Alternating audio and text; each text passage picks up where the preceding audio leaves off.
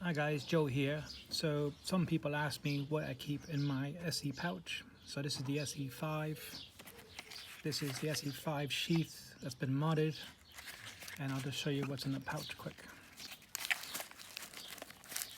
So this one has the original Esee tin in it. So I got candle, lighter, fire plug. They're all in all my kits. They're great. I got a little striker from something else.